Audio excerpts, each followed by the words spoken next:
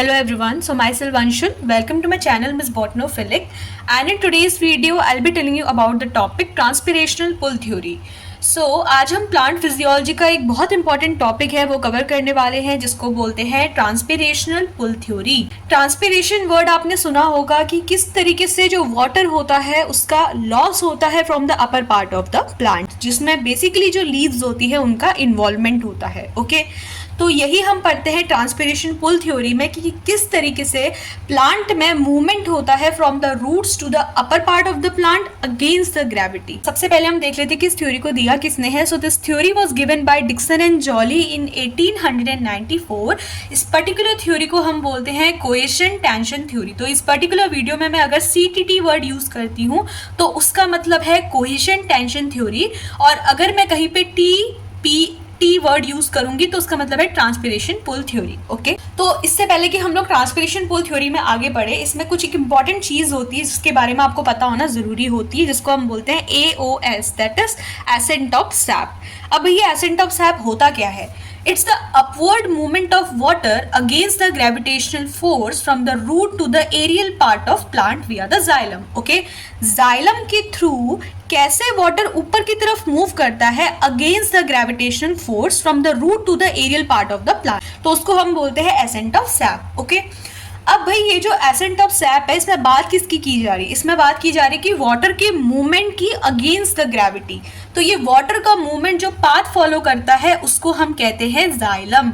आपने जाइलम और फ्लोएम के बारे में पढ़ा होगा। जो फ्लोएम होता है वो फूड का ट्रांसपोर्टेशन करता है और जो जाइलम होता है वो वाटर के ट्रांसपोर्टेशन में इन्वॉल्व रहता है। ओके, अब ये जो एसेंट ऑफ सैप होता है इसको समझने के लिए साइंटिस्ट ने बहुत सारी थ्योरीज दी है, जिसमें से एक थ्योरी होती है ट्रांसपिरेशनल पुल थ्योरी। अब हम इन मैकेनिज्म को थोड़ा बहुत देख लेते कि भाई कौन कौन से मैकेनिज्म इसमें है, तब जाके हम लोग ट्रांसपिरेशन पुल थ्योरी के बारे में पढ़ेंगे, क्योंकि अगर मैं पहले ही आपको इसके बारे में समझाने लगी तो आपको चीजें समझ में नहीं आएंगी। ओके, तो बेसिक जो एसेंट ऑफ सैप है इसका मतलब आपको समझ में आया।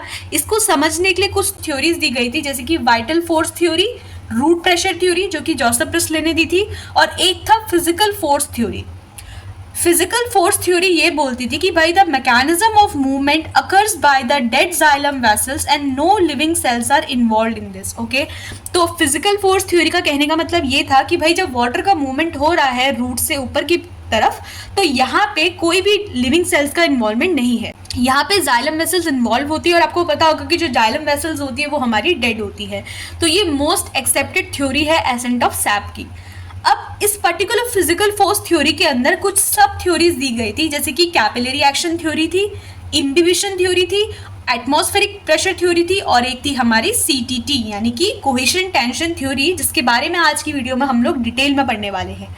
तो आगे जाके जब मैं इसका एक डायग्रामेटिक रिप्रेजेंटेशन आपको समझाऊंगी, तो उस पर्टिकुलर डायग्रामेटिक रिप्रेजेंटेशन में जब भी हम लोग, एक होता है हमारा ट्रांसपिरेशन पुल और एक होता है ascent of SAP.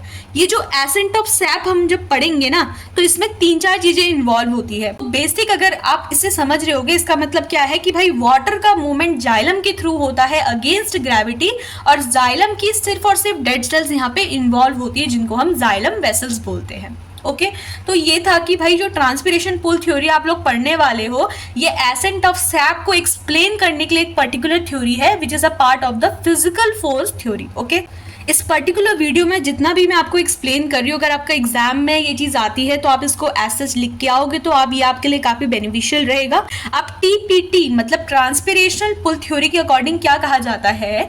The force that assists pulling water up from the root to the leaf, it's called as a transpirational pull or the suction force. Okay, the continuous chain of water molecule is due to the cohesion and the adhesion forces. The suction force और transpiration pull दोनों same होते हैं।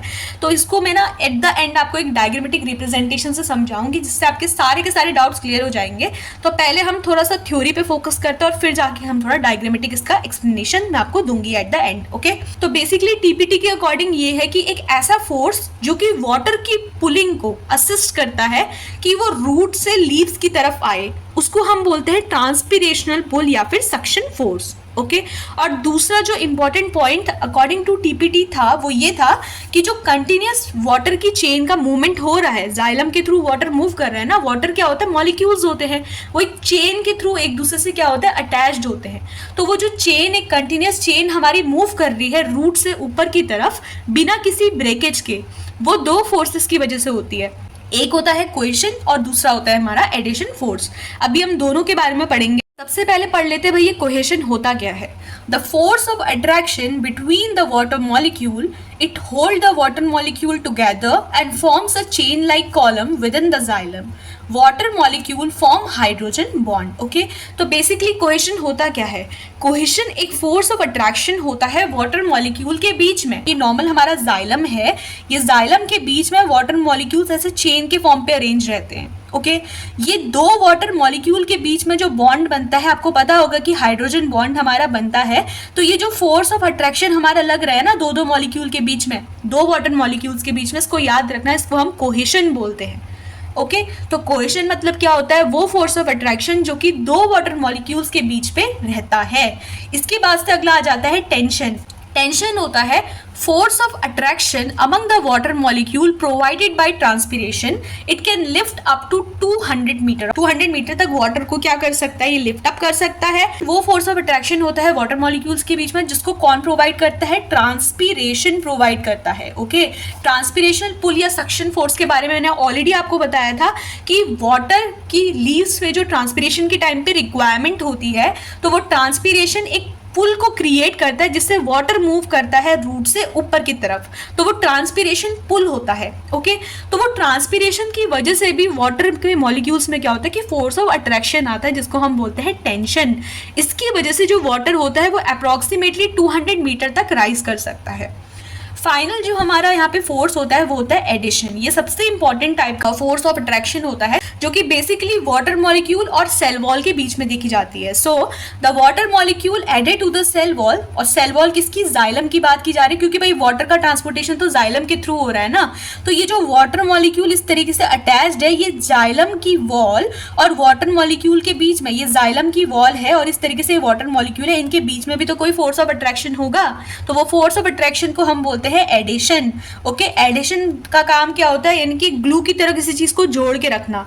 तो water molecule और xylem की cell wall के बीच में जो हमारा फोर्स ऑफ अट्रैक्शन होता है उसको हम बोलते हैं एडिशन। और आपको पता होगा कि प्लांट की जो सेल वॉल होती है वो सेल्यूलोज की बनी होती है, तो जाइलम की जो सेल वॉल है वो भी सेल्यूलोज की बनी होगी, है ना। साथ ही साथ यहाँ पे लिग्निन भी देखने को मिलता है। सो ये जो सेल्यूलोज होती है ना, इसकी बहुत ज्यादा एफिनिटी होती है वाटर को लेकर, and it can imbibe the water, साथ ही वाटर को एब्जॉर्ब भी करता है, जिसको हम सरफेस एब्जॉर्प्शन बोलते हैं। सो आई होप कि तीन फोर्सेस आपको समझ में आए होंगे, कोहेशन, टेंशन, एडिशन। कोहेशन होता है कि वाटर मॉलिक्यूल्स के बीच में जो नेचुरल फोर्स ऑफ अट्रैक्शन होता है, जिसको हम हाइड्रोजन बॉन्ड बोलते हैं, बेसिकली उसके थ्रू अटैच रहते हैं आपस पे। टेंशन होता है जो कि वाटर मॉलिक्यूल के बीच में फोर्स ऑफ अट्रैक्शन तो है बट ट्रांसपीरेशन की वजह से है। और एडिशन होता है जो कि वाटर मॉलिक्यूल और जाइलम की जो सेल वॉल्स है उसके बीच में जो हमारा फोर्स ऑफ अट्रैक्शन है वो हमारा एडिशन होता है। तो ये सभी चीजें आपको किसके अंदर एक्सप्लेन करनी है, ट्रांसपीरेशन पुल थ्योरी के अंदर एक्सप्लेन करनी है। अब हम बेसिक मैकेनिज्म समझ लेते हैं कि भाई ये सीटीटी यानी कि कोहेशन टेंशन थ्योरी के बीच में ये मैकेनिज्म लग कैसा रहा है और हम तब से पढ़ क्या रहे हैं। So during day time the plant will absorb more light due to which temperature will increase, so the rate of transpiration will also increase। अब यहाँ पे जो ट्रांसपिरेशन हो रहा है वो किसके थ्रू हो रहा है, लीव्स के थ्रू। लीव्स में क्या है, हमारी मेसोफिल सेल्स है।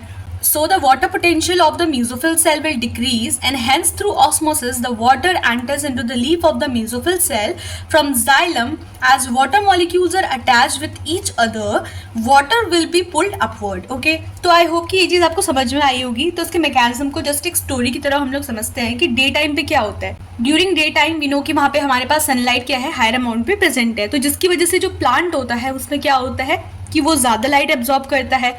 ज़्यादा लाइट एब्जॉर्ब करने की वजह से क्या हो जाता है, हमारा उसमें टेम्परेचर प्लांट का राइज हो जाता है, और इसी टेम्परेचर को मेंटेन करने के लिए ट्रांसपिरेशन होता है प्लांट्स पे। तो आपको अगर अब पता होगा ट्रांसपिरेशन के बारे में, तो ट्रांसपिरेशन क्या होता है, कूलिंग इफेक्ट होता है। जब भी प्लांट का जो टेम्परेचर होता है वो राइज हो जाता है, तो उसको मेंटेन करने के लिए प्लांट क्या करता है, ट्रांसपायर करता है। सो डे टाइम पे जैसे ही प्लांट लाइट ज़्यादा एब्जॉर्ब करेगा उसका टेम्परेचर बढ़ जाएगा, जिसकी वजह से क्या होगा, उसमें ट्रांसपिरेशन का रेट बढ़ेगा। अब ट्रांसपिरेशन का रेट बढ़ेगा तो उसमें कौन इफेक्ट होगा, उसमें लीव्स तो इफेक्ट होगी ना, बिकॉज ट्रांसपिरेशन पे क्या होता है कि वाटर का लॉस होता है from the upper surface of the plant, और ट्रांसपिरेशन जो होता है वो स्टोमेटा के थ्रू, वहाँ पे स्टोमेटा का इन्वॉल्वमेंट होता है, जिसकी वजह से जो लीव्स होती है ना उसमें से क्या होता है कि धीरे धीरे वाटर क्या होता है, लॉस होता रहता है। तो वाटर अगर डिक्रीज हो रहा है तो वाटर पोटेंशियल भी क्या होगा, डिक्रीज होगा, नहीं होगा। तो मेसोफिल सेल्स यहाँ पे हमारी बेसिकली इन्वॉल्व होती है, तो ट्रांसपिरेशन ज्यादा होगा मतलब वाटर का ज्यादा लॉस होगा, वाटर का ज्यादा लॉस होगा इसका मतलब मेसोफिल सेल्स का जो वाटर पोटेंशियल है वो क्या हो जाएगा, डिक्रीज हो जाएगा। उस वाटर पोटेंशियल को मेंटेन करने के लिए ऑस्मोसिस की प्रोसेस के थ्रू वाटर कहाँ से कहाँ मूव करेगा, वाटर मूव करेगा जाइलम से into the mesophyll cells. Mesophyll cells तक वाटर मूव करता है फ्रॉम द जाइलम। और यहाँ पे आपको एक चीज पता होगी, जो मैंने ये लाइन लिखी है कि as water molecules are attached with each other so water will be pulled upward. तो आई होप कि ये चीज़ आपको समझ में आई होगी कैसे वाटर एक दूसरे से अटैच रहते हैं, जो मैंने आपको ऑलरेडी बताया था, कोहेशन एंड टेंशन फोर्स की वजह से। ओके, जो CTT हम पढ़ रहे हैं ना, कोहेशन टेंशन थ्योरी, तो ये कोहेशन और टेंशन जो हमारा क्या है, एक पर्टिकुलर फोर्स ऑफ अट्रैक्शन है, ये वाटर मॉलिक्यूल्स के बीच में है कंटिन्यूटी को मेंटेन करने के लिए, ताकि प्लांट्स क्या है उसमें लीव्स में ड्राइनेस ना हो। तो उसके लिए क्या होता है कि वाटर मूव करता है from xylem into the leaf, और ये जो मूवमेंट होता है ये कंटिन्यूस एक कॉलम, एक चेन के थ्रू होता है, जिसमें हमारे 3 फोर्स इन्वॉल्व होते हैं, कोहेशन, टेंशन, और जो एडिशन है वो वाटर की कंटिन्यूटी को मेंटेन करता है, उसका अट्रैक्शन बनाता है with the xylem walls. Okay, तो आई होप कि ये चीज़ आपको समझ में आई होगी कि किस तरीके से जो ट्रांसपिरेशन है वो एक इंपॉर्टेंट रोल प्ले करता है। और हम यहाँ पे एक वर्ड यूज करते हैं, ट्रांसपिरेशनल पुल थ्योरी, क्योंकि ट्रांसपिरेशन की वजह से एक टेंशन सी क्रिएट हुई है, लीव्स का जो मेसोफिल सेल्स है वहाँ पे वाटर पोटेंशियल गिर चुका है, जिसकी वजह से उस पर्टिकुलर वाटर की कंटिन्यूटी को मेंटेन करने के लिए जो वाटर होता है वो रूट से ऊपर की तरफ मूव करते हैं। ओके, तो अब हम इसको एक डायग्रामेटिक रिप्रेजेंटेशन के थ्रू समझते हैं, जिससे आपके सारे डाउट्स क्लियर हो जाएंगे। एट द एंड अगर आप ये डायग्राम वहाँ पे एक्सप्लेन करते हो तो सब चीज एग्जामिनर समझ जाएगा कि आपको जो कॉन्सेप्ट है वो आपकी क्लियर है।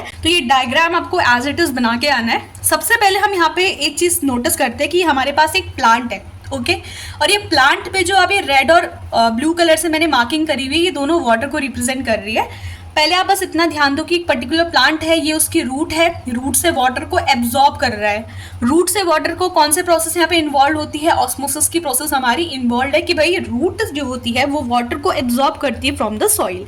अब ये जो हमारा वाटर है, ये ब्लू वाला मैंने आपको मार्क किया हुआ है, ये जो ब्लू वाला की मूवमेंट हो रही है, मतलब कि वाटर एब्जॉर्ब हुआ, ऊपर की तरफ गया और वो लीव्स पे यहाँ पे पहुंच चुका है। ओके, तो ये जो हमारा वाटर नीचे से ऊपर की तरफ मूव कर रहा है ना, ये एसेंट ऑफ सैप की वजह से हो रहा है। मैंने आपको बताया था कि एसेंट ऑफ सैप पे अलग अलग थ्योरीज दी गई थी, जहाँ पे 2 इंपॉर्टेंट थ्योरी थी हमारी, एक थी रूट प्रेशर थ्योरी और कैपिलरी एक्शन थ्योरी। तो ये जो ऊपर की तरफ वाटर मूव कर रहा है ना, ये रूट प्रेशर की वजह से हो रहा है और कैपिलरी एक्शन की वजह से हो रहा है, जिसकी वजह से वाटर क्या कर रहा है, राइज कर रहा है और वो ऊपर की तरफ खुद से जा रहा है। लेकिन जो दूसरा केस है हमारा, ये रेड कलर का जो आप मार्किंग देख रहे हो कि नीचे से ऊपर की तरफ खींचा जा रहा है पानी को, तो ये ट्रांसपिरेशन पुल की वजह से हो रहा है। आपको मैंने मैकेनिज्म पीछे समझाया कि भाई दिन के टाइम पे प्लांट का टेम्परेचर ज़्यादा होगा, जिसकी वजह से ज़्यादा ट्रांसपिरेशन होगा। ज़्यादा ट्रांसपिरेशन होगा तो लीव्स का जो वाटर पोटेंशियल है वो गिर जाएगा, जिसको मेंटेन करने के लिए जो पानी है वो जाइलम से लीव्स की तरफ मूव करेगा। तो यहाँ पे ट्रांसपिरेशन एक इंपॉर्टेंट रोल प्ले कर रहा है, ताकि वाटर की कंटिन्यूटी मेंटेन हो सके। वो एक पुल क्रिएट कर रहा है, एक सक्शन पुल क्रिएट कर रहा है, जिसकी वजह से वाटर जो है वो रूट्स से एब्जॉर्ब होते हुए ऊपर की तरफ आ रहे हैं। तो यहाँ पे ये जो वाटर ऊपर की तरफ पुल किया जा रहा है रेड कलर का, मतलब यहाँ से जो है वाटर को ऊपर की तरफ खींचा जा रहा है, वो खुद से नहीं जा रहा है ऊपर। तो ये ट्रांसपिरेशन पुल की वजह से वाटर ऊपर की तरफ जा रहा है। और जाइलम के बीच में और वाटर मॉलिक्यूल के बीच में जो फोर्स है उसको हम एडिशन बोलते हैं। ठीक है, तो वाटर का जो एक कंटिन्यू कॉलम है वो एडिशन कोहेशन फोर्स की वजह से बेसिकली देखने को मिलता है। तो ये डायग्रामेटिक रिप्रेजेंटेशन आपने वहां पे एक्सप्लेन करना है कि एक तरह से तो हो रहा है कि ये जो हमारा ट्रांसपिरेशन पुल थ्योरी हो रही है, ट्रांसपिरेशन पुल थ्योरी इसको इसलिए बोला गया है बिकॉज ट्रांसपिरेशन की वजह से एक वाटर की डेफिशिएंसी क्रिएट हो रही है, जिसकी वजह से वाटर का कंटिन्यूअस मूवमेंट होता है। ट्रांसपिरेशन ही क्या कर रहा है कि एक पुल क्रिएट कर रहा है, वो पुल की वजह से वाटर ऊपर की तरफ मूव कर रहा है। और एक है जब वाटर खुद ही ग्रेविटी के अगेंस्ट मूव कर रहा है, जिसमें रूट प्रेशर और कैपिलरी एक्शन एक इंपॉर्टेंट रोल प्ले करते हैं। तो आई होप कि ये डायग्राम आपको समझ में आया होगा। सो एट द एंड आप कोशिश करना कि इस डायग्राम को आप वहाँ पे एक्सप्लेन करके आओ, बिकॉज ये डायग्राम जो है ये पूरे कॉन्सेप्ट को एक शॉर्ट मैनर पे यहाँ पे एक्सप्लेन कर देता है कि भाई किस तरीके से कोहेशन, एडिशन, ट्रांसपिरेशन, पुल, इन सब चीज़ों का इन्वॉल्वमेंट होता है, एसेंट ऑफ सैप का किस तरीके से इन्वॉल्वमेंट होता है वाटर के मूवमेंट में by mean of xylem. Okay, so I hope कि आज की वीडियो आप लोग के लिए हेल्पफुल रही होगी। कोई इसके अलावा प्लांट फिजियोलॉजी पे मैं और भी वीडियो अपलोड करूंगी और कुछ वीडियो मैं ऑलरेडी अपलोड कर चुकी हूँ, तो आप लोग प्लेलिस्ट में जाके चेक कर सकते हैं। अगर आपको वीडियो में कोई भी डाउट फील होता है तो आप कमेंट सेक्शन पे अपने पॉइंट ऑफ व्यूज रख सकते हैं। इसके अलावा अगर आपको मुझे कोई भी चीज़ सजेस्ट करनी है रिगार्डिंग एनी टॉपिक और some kind of improvement that you want in my video, तो वो भी आप मुझे सजेस्ट कर सकते हो in the comment section. Okay, so that's all for today's video. If the video is helpful then please like, share and subscribe. Thank you.